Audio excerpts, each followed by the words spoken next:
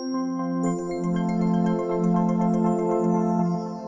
everyone, my name is Peter Ong and I run my own business advisory. It's called Rested Edge Advisory. Let's start with a bit of a story.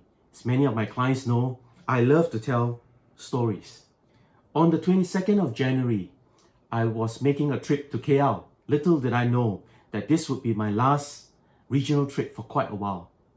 At the end of his executive coaching session, this Malaysian CEO asked me a question.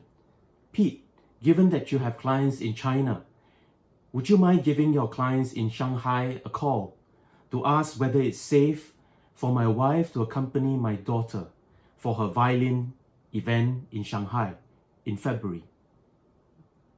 I asked, how old is your daughter? She said, my daughter's really very young, 5 to 6 years old.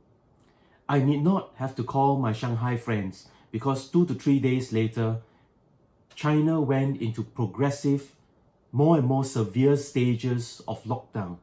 And my Malaysian CEO client need not ask me my advice because he has already made up his mind. And no, it is not to send his daughter to the violin event in Shanghai. So what happened?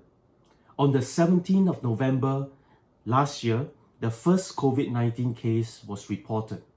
And since then, it's been 5 months since, and we are hovering close to 3 million cases globally. What has started in a continent has moved on to be a global pandemic. And almost every city, every country, every society has had some level or is experiencing still examples of lockdown where businesses cannot flow, and especially if you're physical, bricks and mortar kind of business. So what has happened? COVID-19 is a hard wake-up call. It's a hard wake-up call for companies, for societies, for government. And since change is already here, the next normal is already here, what do most companies realize about that? 1, they are painfully not ready for it. 2, they now painfully know that they may not have their very best years ahead. In fact, some of them feel that they may crash, they may not survive beyond the next 1 to 2 months. So what are some strategies? What are some actions that will truly help these companies do better? I think there are 4 big changes which will impact the world subsequently. So businesses must take heed to these 4 changes, which are part of the new normal, which is already here. 1, the world is getting more digital, and we will ignore the digital platform, the digital ecosystem at your own business's peril. The world is getting more digital. There's no running from that. Point number 1. Point number 2, it's less about time in the office, it's more about results and impact. I guess if, like me, you've been running your own business, you're an entrepreneur, you probably already know that. It's about meeting people, whether virtually, over a phone call, face-to-face. It's all about results and impact, much less so about time in the office. That's change point number 2. Change point number 3. As the world is getting more virtual, leaders must learn how to team, how to lead, how to collaborate, how to motivate people, how to avoid conflicts, how to do negotiations, etc. in a blended world. And what's this blended world? The blended world is simply physical and digital world intersecting and mixing together. So point number 3, leaders must now learn to lead in a blended world. Point number 4, as governments, societies, companies impose various measures, new habits will form. New habits individually, family-wise, new habits educationally, new habits organizationally, societally. These new habits will stay with us because it's been with us for the last few months, and it will continue to be with us for the foreseeable future. So new habits, companies must adhere, accommodate them, and if we want to do businesses well, we must understand the new habits of the new consumers. Be your consumers B2C, real retail consumers or B2B business consumers. You have to understand that. So these are 4 examples of change. I think it's going to be here with us for the foreseeable future. It's part of the next normal. Your strategies and your actions to thrive and survive must include these 4 changes. So if change is already here and companies painfully know that they are far from ready for it, they also painfully know that the next 1 to 2 years will be very difficult. What is the fundamental question they must think about? In my mind, it is this in-your-face question. Are the very best years of your companies ahead or behind it? And because you want it, of course, to be ahead of it, you must, as a business owner, as a C-suite executive, as a leader, be there to lead, navigate this change well. So let me go on to some strategies and some actions for you to do that. To the question, what roles must leaders play? Let me offer you 2 perspectives. Perspective number 1 comes from the show The Darkest Hour. Appropriate, right? For the time that we are experiencing right now. The Darkest Hour was filmed and screened in 2017. Gary Oldman, who played Winston Churchill, got the Best Actor in the Academy Award. And in one of the scenes, the king gave him a call in the middle of the night. This was a time when Winston Churchill was thinking whether to put on an optimistic stance or pessimistic stance to the UK public on the advancement of the German troops. The king simply said in the call, Winston, your role is to lead, not to mislead the people. The public must not be made to figure out for themselves what is the real situation. So there you have it. My advice for you, the role you must play, point number one, lead, not mislead your people. You must do your very best to get the trust levels high. Trust levels are like octane levels in petrol. You must get your trust levels high, and to do that, you have to lead, not mislead your people. My second advice for you on the roles that leaders must play. Have you heard of the parable or the metaphor of the 2 arrows? Well, let me share it with you. Buddha asked his student, if you get hit by an arrow, will the arrow hurt you? The student said, yes, it will. Then Buddha followed up with another question. If you get hit by another arrow, will that arrow hurt you?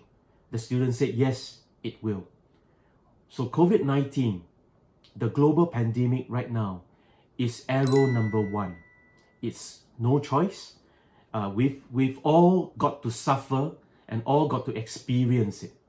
However, the second arrow has an element of choice. How you maintain your own self-efficacy as a leader, how you build trust with your people, how you lead, not mislead your people, how you conduct yourself and your company such that the very best years remain ahead of it are all elements of your choice. You may feel that you have no choice now, but you have a choice. You have a choice to dream, you have a choice to do, you have a choice to have increased drive at this very moment, to stabilize and to thrive. You have a choice. So point number 2, how we experience the second arrow will be largely determined by the efforts, the strategies and actions we take from the first arrow. What are the causes of action we take when we experience the first arrow will help us understand the experience of the second arrow. The second arrow might be milder for you, you might glide by it, and that is the intention of these 9 videos. The next question for you is, how can leaders lead and navigate this change well? Again, like my previous advice, let me offer you 2 perspectives. Point number 1 for you, go for a dual strategy. Let me explain this a little bit more. Clients or friends of Rest the Age Advisory have always heard me mention the dual strategy as a metaphor of a hamburger. A hamburger is not called a hamburger if there's no top bun and there's no bottom bun. So if the top bun is performance, the bottom bun is growth. If the top bun is stabilized, the bottom bun is transformed. If the top bun is managed, the bottom bun is lead. I think you get the gist. You must always think about the current aligned with the future. Performance must be thought of in terms aligned with growth. Stabilize must be thought of in terms and aligned with transform. Manage must be thought of in terms and aligned with lead. When you adopt a dual strategy, your company will have the ability to ride past the current storm and sail nicely into the future horizon. You want to survive, you also want to thrive. You don't just want to suffer, struggle, and just to survive. So you as a leader, go for a dual strategy. Only a dual strategy will give your companies the very best years of its lifespan ahead. Final advice for you is that don't hit the snooze button on change any longer.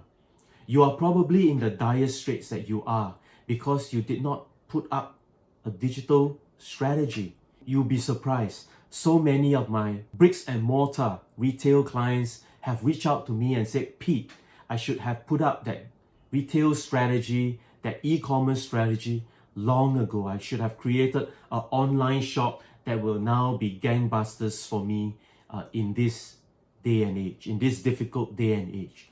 So many leaders, many business owners, many C-suite executive, many a middle manager running a division or department. Oftentimes we have multiple priorities and we hit the snooze button on change. Don't do that any longer. If we don't hit the snooze button on change, when you not just survive, you will also begin to build a strong foundation to thrive. You not just go for performance, you go for growth for the foreseeable future, for the foreseeable decade. That is the type of business you want to build.